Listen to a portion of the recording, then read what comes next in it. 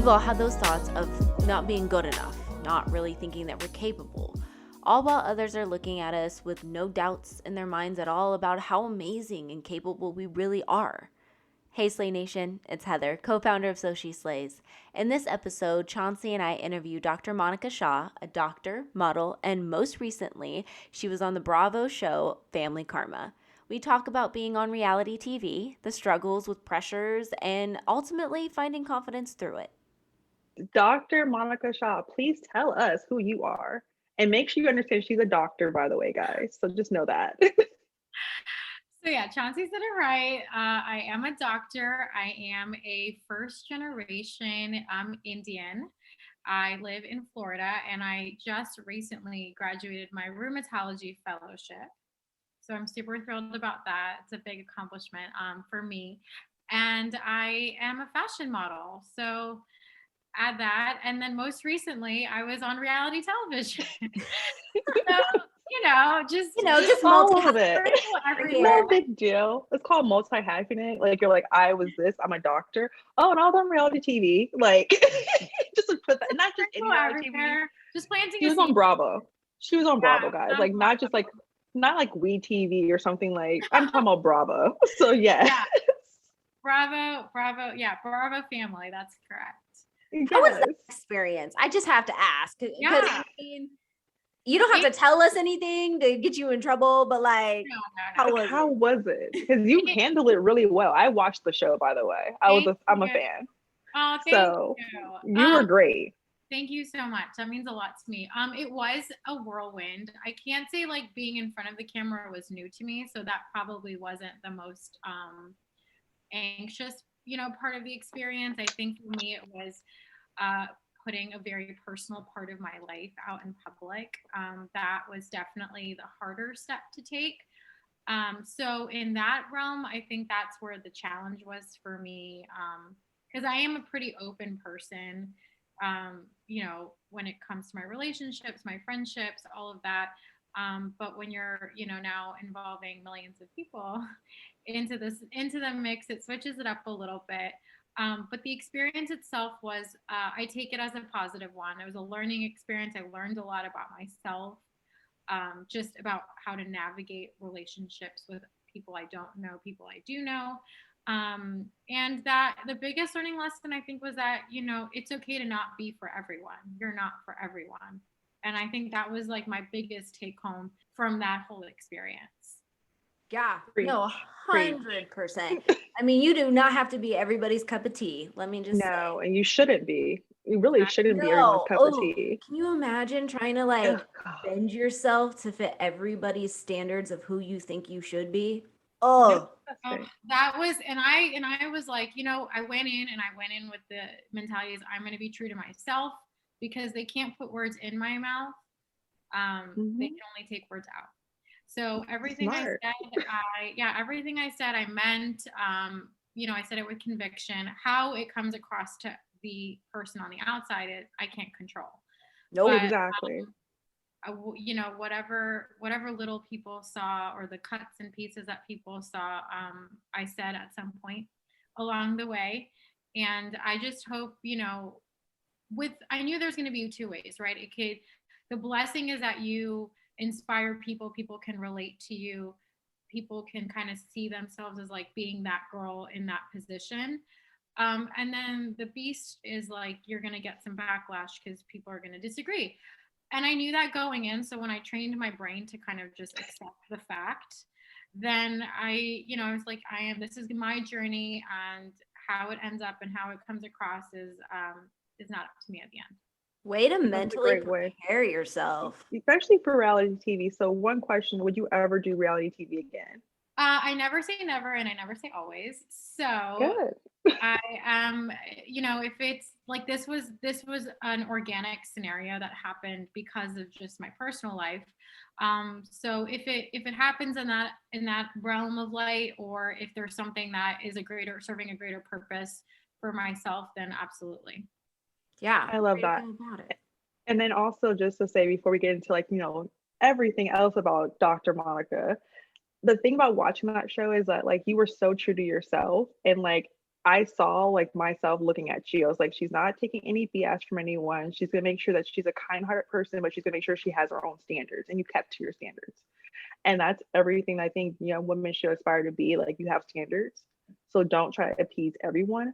And but the thing is, you show empathy at the same time. So I think that's really hard to navigate, especially on TV. But like, I saw you and I was like, yeah, I'm that girl too. Like, I have my own standards and I have my own life, but I have to make sure that like I do care about the person and people, but I have my own respect for myself, which is great to see on TV, especially on Bravo. So it was great to see that as a strong woman, especially a woman of color, bringing her own self and her true self to film, but also making sure that like I have my own life. I have standards. Like, you're not going to just try to switch the narrative on me. So I appreciate that about your show and everything that you're a part of. No, I appreciate that. Yeah, I always say, stay kind but take no shit. So Yes. there is a way, there is a line that can be drawn, and speaking up for yourself in a lot of the backlash I got was, oh wow, you're demanding, needy, high maintenance, whatever. But I say those are boundaries and that's boundaries of self-respect for myself. So that's how, and that's, again, there's two ways this can be taken. But I see that, and I hope that to inspire people that like those are boundaries of self-respect, not anything else. And that's all that matters. Exactly. Oh my gosh. Okay, so we want to talk a little bit more about this thing. It can fall under imposter syndrome. It can fall under the fact of not being enough or not thinking that we're capable enough of certain things in our lives. And I feel like all three of us can definitely touch on this topic based off of life experiences. Um, what do you think? Like, what happened in life that you thought you weren't capable of? What were some of the things that you maybe were insecure about? Growing up, definitely being an Indian girl in a community that was pretty Caucasian heavy. I think being that I didn't look like everybody else was definitely a struggle for me. I didn't even, I was so young at the age where I didn't even see it as an insecurity. I didn't even know what that meant. I just knew that I didn't fit in. I didn't look like the girls. I didn't dress like the girls. My body type wasn't like the girls, let alone my skin color. The foods I ate at lunch were different from everyone else. So just the soul, like just getting down to the bare of like not fitting in, period. And that truly was a struggle. For me, it was like a body image thing, a self-confidence, everything. And that I carry that with me for a really long time.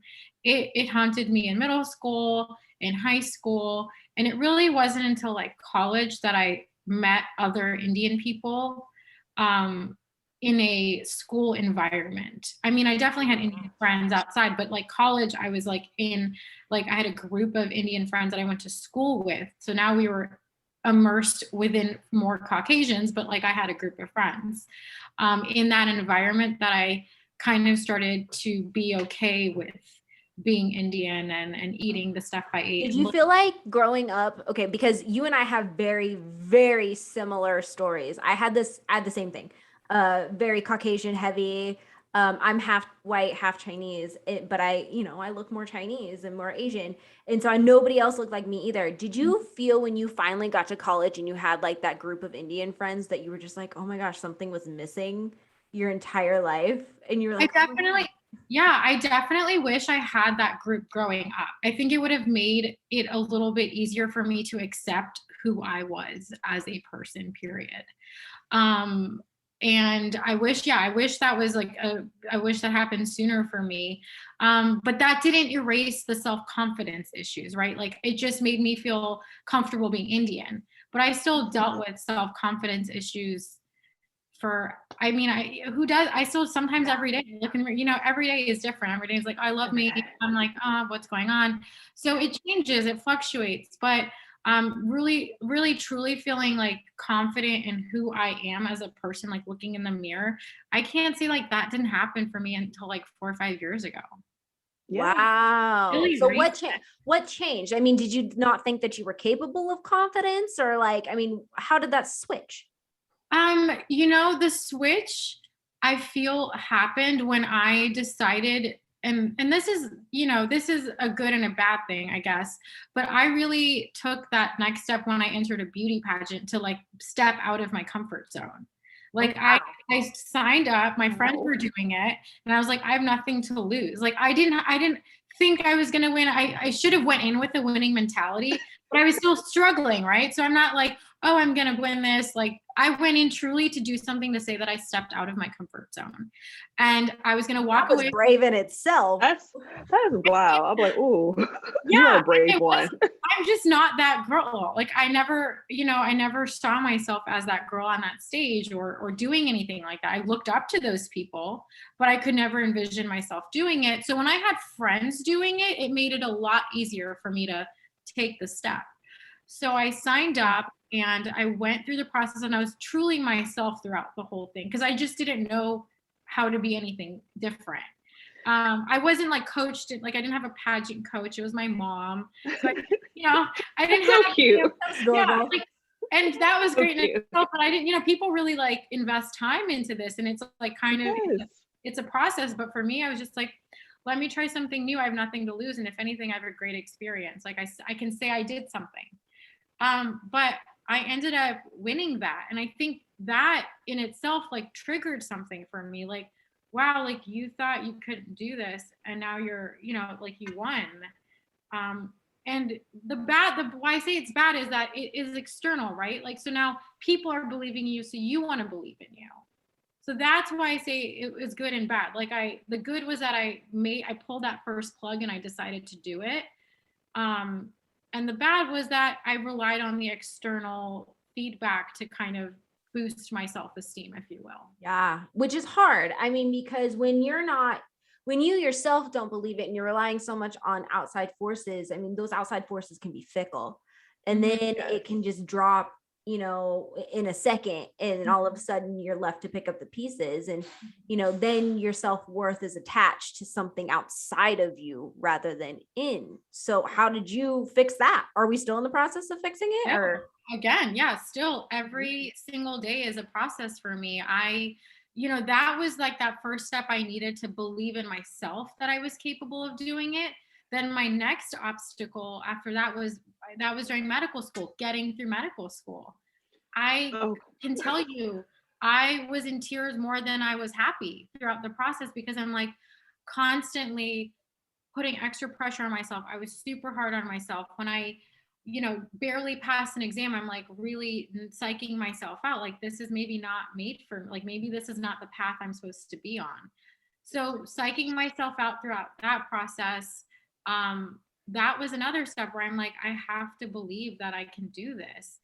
And again, I got that external support though from my friends and family, and I think that was vital to get through that aspect. And in the end, you have to go back and realize you did the work. They didn't Mhm. go to medical school. You went to medical school. You just had their support. So then that ignited another fire where I believed in myself again. I didn't think I was capable. Yeah, I needed some push and some support on the outside, but I again put in the work. I just had to believe that I could do it. what made you get in this field? Like, this is a huge field. Like, It tell is. people more about it. Like, Yeah. you're a doctor. So, That's a hard career to get into and like to pass. And like your and I career can that's hard, girl. That's hard. I can literally tell you I finally took like a first big breath like 2 weeks ago. Like it has been a journey for this long. I took my last board exam 2 weeks ago and I can finally breathe for a little bit until I find out what happens. But it's been like it's been nonstop. So I originally thought I was going to go into mass communications, which is, I did end up getting a minor in that, but that was like my goal initially in college.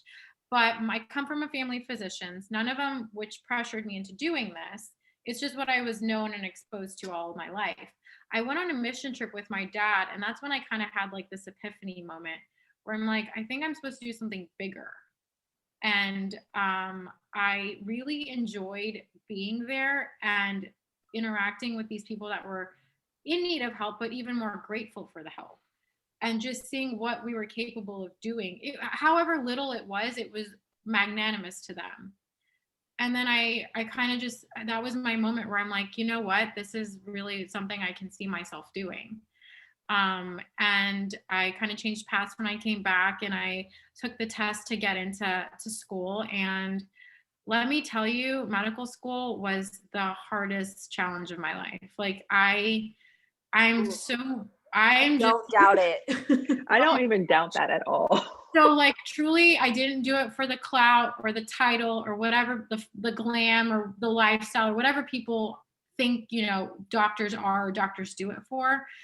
Because if you don't actually want to be a doctor, they can weed you out so fast. And that whole Ooh, process is so gruesome. You literally put your life on hold. You literally see, put your life ooh, on hold and it becomes your life. Like getting through school became my life. And so, for anyone that wants to do it, you really have to want to do it. and what is your specialty for people who do not know that? Yeah, I'm a rheumatologist, so I deal with autoimmune conditions. So Um, why did you pick that one, that specialty? That one for a few different reasons. I actually ended up finding a mentor in my residency that I really looked up to, and she happened to be a rheumatologist, and I really loved the way, first and foremost, that she had a relationship with her patients. For me, that's absolutely vital and something I lacked in a hospital setting. So when you're in a hospital, you're in there for a few days and then you get discharged. In rheumatology, we're primarily outpatient. So we kind of act as your primary care doctor, if you will, and none of the conditions can be treated. So we're treating you lifelong. We're just providing you therapy to help you live your life to the fullest, if you will. So seeing her have these relationships with her patients, really knowing them inside and out, not only talking about like being robotic and talking about medicine, but we're talking about life and experiences. And it just became so personable to me. And so that was something I really gravitated towards, knowing that I'm going to build these relationships lifelong. And then not only do I love, what rheumatology can offer, it's just a blossoming field of medicine. There's like so many different medications and therapies out there that people are just living life, and you don't even know that they are dealing with anything autoimmune. And then work-life balance for me as a woman, I know I want to be a wife and a mother, and I want to like do all those, I want to have those roles and I don't want to sacrifice that. So for me, having that work-life balance was also important, and that was the field of medicine that provided that for me as well. So what are some of the pressures you deal with as a female in a male-dominated industry? Oh, every every day. Give us some tea, girl. Give us some tea. Tell So us. really, the stigma is broken a little bit, but it's still around. Being a primarily young female physician, the older generation is, they still hold you to a lower standard. Mm, And, if they don't see mhm. gray hair or you're not their age, who are you? What do you know? So that, and then, for whatever reason, being female automatically makes you a nurse or Yes. a Medical assistant, medical assistant. admin. And great, obviously we need all of them as well. But when you come in and you introduce yourself time and time again, I say, hi, I'm Dr. Shah, I'm here to take care of you today. We'll go through and I'll spend time with these patients because I know they're a little on edge with seeing someone new or seeing me. And I go through, explain everything as detailed as I possibly can, make them feel comfortable with the whole, with the visit. And at the end, they'll still be like, okay, so when do we see the doctor? So it's, and it's like, well, I am the doctor. We just spent I'm here. 5 minutes together. Um, so every day it's having to prove yourself and prove that you're just as capable as them. So that's an everyday constant. What are some of the, I guess, self-talk that you give yourself in those moments? Because I can imagine that's Yeah, infuriating. Yeah, it I is. could. You first got to take a big like sigh behind that mask and just be like, okay, we're doing this again. It's time. Um, Here we but go. yeah, here we go. Let's go. But for me in those settings, I kind of take it as a challenge that, if I can make their visit something that they didn't anticipate initially with me, if I just take the time out to explain what's going on, make them feel comfortable, bedside manner is absolutely essential. Make them feel comfortable, answer all their questions. Um, then I've changed one person's mind. and they'll now feel comfortable with any other place they go to, maybe seeing someone younger or seeing someone different. So at that point for me, I'm like, okay, take this as a challenge, because once you change their minds and their mentality, you're benefiting a lot of other people and a lot of other experiences that they're going to have for themselves.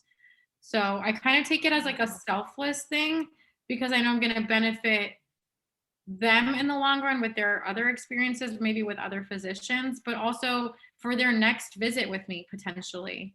I've now earned their trust, and I think earning the trust of your physician is important, and we all should take on that role. That trust is earned, not given, especially when it comes to like the care of like my own health, for example. Yeah. I love that. I love that because as someone who's goes to the doctor a lot, because I'm an accident prone myself, Heather knows this. I'm always falling and everything. Yeah, don't get me started. I'm always injured. Like, like legit always injured. I have noticed when I have a good physician, I feel safe with, and I feel like it's like I can trust them. And when I've had bad ones, it just ruins your day. Like you're just like, I don't feel seen, I don't feel heard. So being in this field, especially rheumatoid, I can't even say that word, RA. Okay. I'll say that, like, the other terms I've known in the streets. Mhm. RA, how do you feel being also young, but being a woman of color? Like, that's a lot. Like, you are two, like, you're young, you're a female and a woman of color. How do you deal with all that?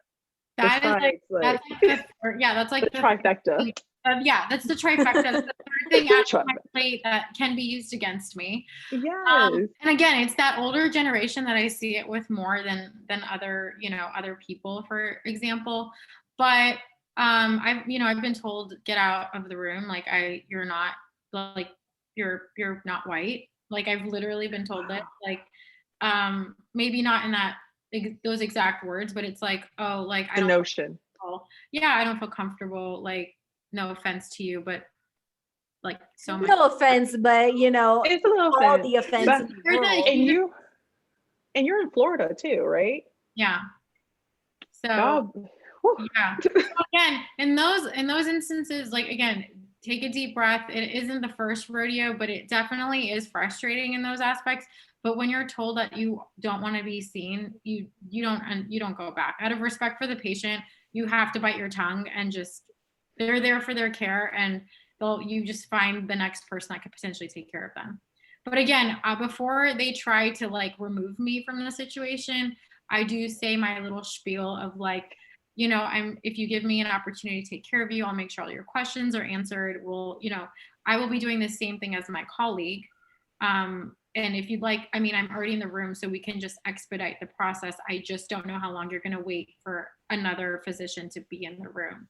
So Ooh. you have to kind of, unfortunately, say that's reality though, right? Like you're going to wait But maybe it's you're your own advocate. you You have to be you your have own. to You have hide to be your yourself own up. advocate. Yeah, you literally are just like a walking billboard for yourself. And That's great. you have to like go in there, and some of them are like, okay, well, like I don't actually want to be, because they think like, oh, if you leave the room, someone's gonna walk right in. That's not how this works. It never works. Like, Already, and I you're love waiting. So wait already. I'm here. Let me handle this, or someone And else can in 2 hours. I love that you said that because on this podcast, like the three of us are women of color and we've all Yeah, are in different industries. Like I'm in tech, Heather's in film, and you're in medical. Like we all have the same experience, different fields, but we all have been doubted because we're women, we're young. And not only that we're young, but we look young. yeah. Like I'm in my 30s. Like people think I'm still young, and Heather looks like she's a child, and you look like you're still a child. So like we're just looking youthful, which is amazing. Kudos to But to us, be right? to be a woman of color is even like we all have the same experience. It's just this different industries, and that is just tells you that like people need to change the narrative of how they see us, which is Exactly. very important. Which is And why then those conversations I have, if they give me a chance, just give me a chance. well, no If chance. you don't like it, then you don't have to come back. Like you can see someone else next time. But just maybe there's a percentage that I can change your train of thought, and that See, will change the narrative for them going forward. Well, and then in that you end up kind of changing the status quo. yeah, you know, in challenging them to maybe think a little bit differently or give you 5 minutes. Mhm. You don't like it, you can leave, and so on Exactly. and so forth. Unfortunately, in my industry and in Chauncey's industry, it doesn't quite work that way. They don't need us. I can't leave. We're not saving lives. We're not saving lives. Not Like we are saving something. right. With Like my if laugh. I'm pretty sure if I needed something technologically, like I'm still We're not got savvy, you. but I'm like, help. We like anything like social media. Or I will be your Oh friend. yeah, I I got need you. so much help. Like I would, but medical like my broken ankle. That's on you. Like I'll just be like, oh Right. hi, Yeah. like how are you? But I love that. So were there any cultural pressures that you felt? From like family, your community, like it's a lot of cultural pressures for anyone, but like, Yeah. for women, for people of color, we have a little bit more different than some Right. other, people. Absolutely. I mean, especially not let's address the elephant in the room. Indian people are just known for the stereotype to be doctor, lawyer, engineer, like it is what it is. Yeah. It's what you're expected to be. I didn't feel any pressure though, because, and I'm very grateful for that. And I can't speak for a lot of people in my position. Like I think there's still a lot of traditional families that have that mindset. But my father is a physician. I grew up with physicians. And they wanted me to find a career that I was going to be happy in and fulfilled in. And they never put pressure on me. They never forced it upon me. They never expected or made passive aggressive comments, nothing like that. I found it my way on my own. And I think that's what I love about it, is that I truly knew I wanted to do it. Yeah, you And weren't forced into it. It's different when you're forced, because then it's like, how do you actually know? right. And Yeah. I think when you're forced into it, you're less likely to actually succeed in the end. Because, like I said, the schooling is so gruesome. Like, you really have to be dedicated to wanting to do it, because you're like, hi, you're going to put your life on hold for, 2 to 4 years. Like, who's okay with that if they really, don't want to do it? And so I've had so many friends of mine and even just classmates like not see past first semester because they just realize, you know what, this is like not exactly what I thought it would be, or not exactly what I realized I wanted to do anymore. So I thankfully did not feel the pressure, but does that stereotype still exist? Absolutely. Yeah, I know. I mean, like, Go for it. for Asian, like Chinese Asian people in general, like, I mean, doctor, lawyer, anything that's going to be stable, quote unquote. Right. Right. So I mean, that pressure I've totally felt, Mhm. whether it be, but it's like, here's the thing, it's like not necessarily family. Sometimes it's people Friends. you know, or aunties, uncles, that kind of stuff. That I Oh, mean, I don't know about you, but like in the Oh, Asian culture, in my Asian culture, like aunties and uncles aren't always related to us. oh So yeah, me too. but we're not, We have yeah, cousins. we're all everybody aunties is an and uncles. auntie and uncle. You're Yeah, all we have aunties and uncles, cousins. but we're not related to any of us. Exactly. Yeah, I was like, I have I think so many. I think it's a POC thing. Like, oh, that's my cousin, that's my auntie. We have no relation. I've never met this person since I was like 5, but we're just My quite mom's close. friends. Yeah, it's like my mom's best friend from high Or school that she just talked to in 3 exactly. years, but that's my auntie. Exactly. Yeah. How do I They'll explain be at this? my wedding. They'll be at the wedding. Yes, Yeah, but yeah. she'll still be at the wedding because we know her. Yeah, but I haven't seen her since I was 4 years old. But she's at the But wedding. that's your So auntie yes, so and so she's Yeah. gonna be there. You can't she not has to invite be there. her. I think it's a I can POC relate to thing. this so much. I Oh my feel gosh. like Okay. we've all been there. Totally different tangent. But yes, you can definitely get those pressures from people just based off of your own community, your own POC community. Mhm. Because whether it's slipped into conversations, or like people are talking about so and so who's a lawyer and so who's a doctor, and then it's implied pressure. No, it is that like secondhand pressure is there's no way out of it. It's like it's gonna happen, like no matter where you go. And even then, like they still turn it up a notch as of recent, and it's like, oh well, my daughter did this and got into this Oh program. yes. And like my mom will come home and my mom just kind of blows it off, like, are we really doing this again? And so she'll be like, oh, it'd be so funny because like this auntie came up and told me that her daughter, and I'm like, yeah, mom, I know her, I talked to her, like, cool. Like, you know, It's competition. It's competition. it's really, and I've tuned it down. You have to tone it down and like turn it off and just like, that is just how they're going to operate. And I've just realized that like you are never going to be good enough for your auntie, but I don't care about that. Never. Like, Never. I absolutely don't care about that. Like if I'm making myself proud and I'm making most importantly my parents proud and like I'm doing what I want to do, then like honestly screw the auntie and whatever. Like, you know, I love that. because like Do you it's fun ever because you know now love everyone's that? like, oh, we saw you on TV, we saw you on TV. But before it'd be like if I wanted to like pursue that and that just wasn't something that you know happened, then it would be like, oh, well, are you sure? Like, you know, so they want to be proud of you after you're successful doing it. Always. Okay, like people always say, where were you when I was at the gym by myself? Like I was doing all this hard labor, but now like, oh, hey, I saw you. No, I've been doing this for years. I've been a doctor. I've been an actress. I've been doing this, but now you're like, hey guys, welcome back.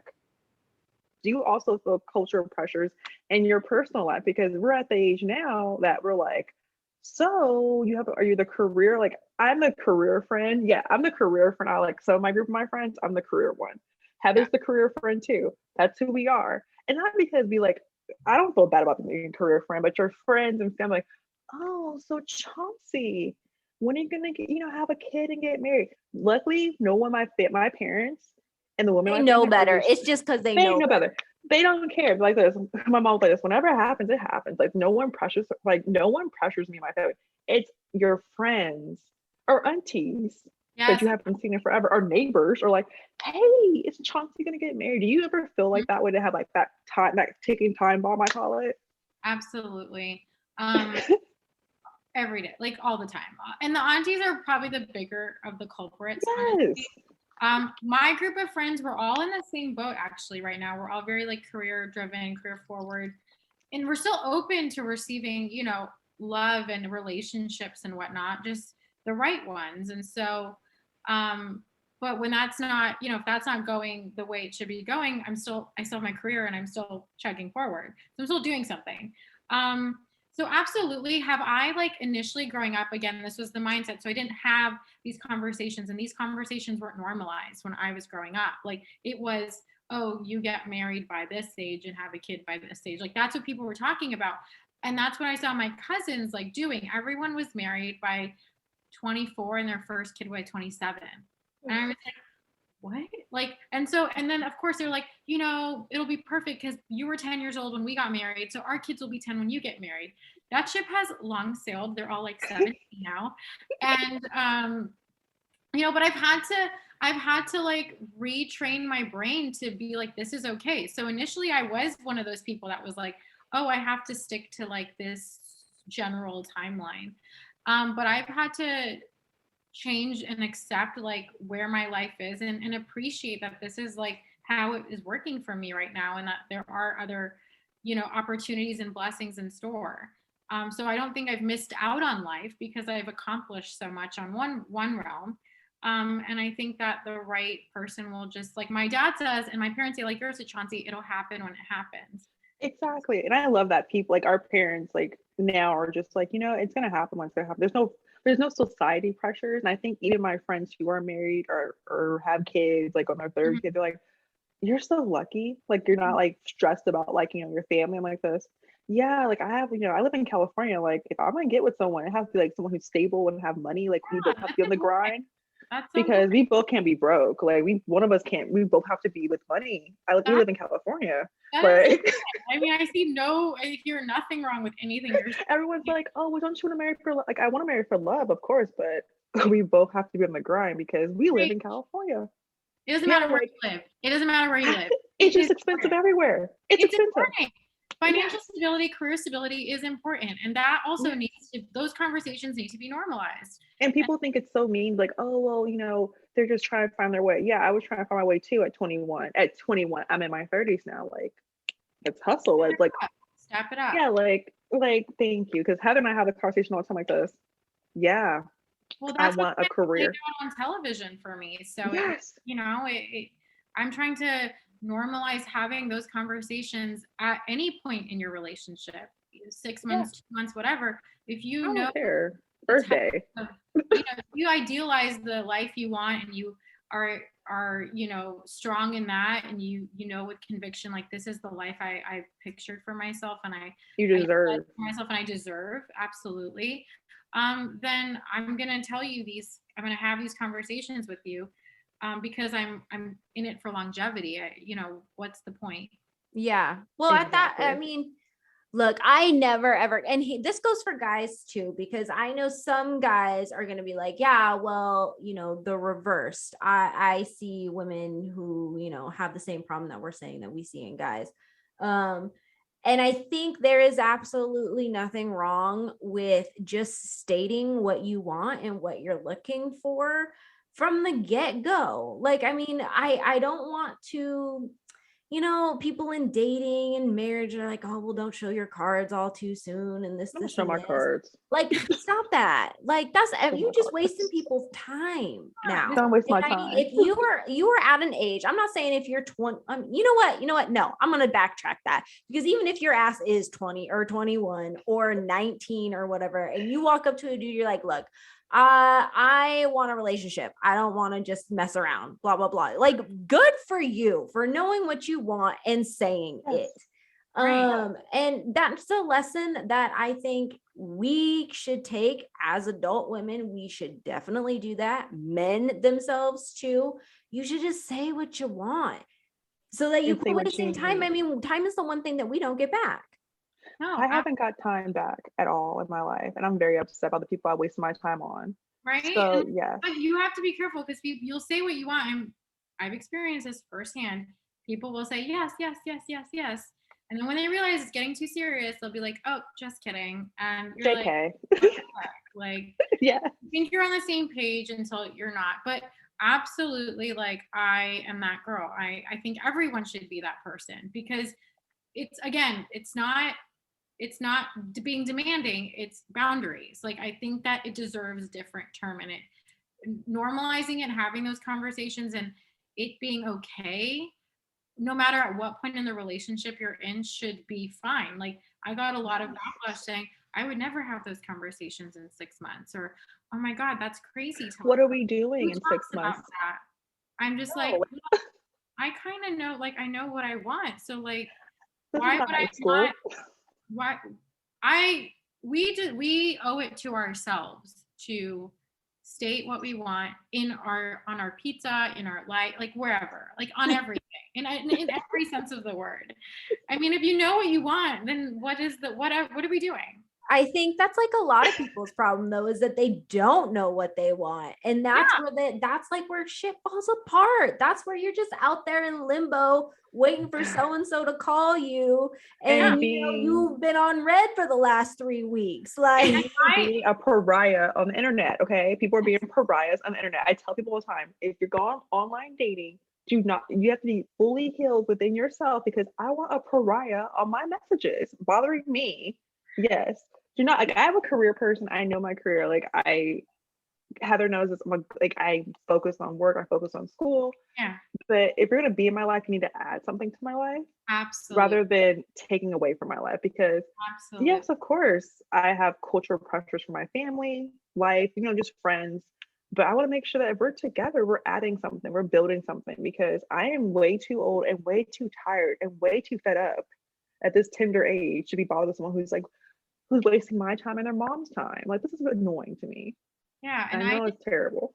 no, those are hard facts, because I was that girl that I didn't know myself enough to, like, ask Yeah, those things. So I was in the wrong relation. I stayed too long in the wrong relationships for girl, right there with you. a long time. same. I stayed in something I should have left, year 1 maybe, instead of year 5. So, Yeah. like, because I just didn't know that I deserved better. I didn't know what I wanted. I was just in a safe place.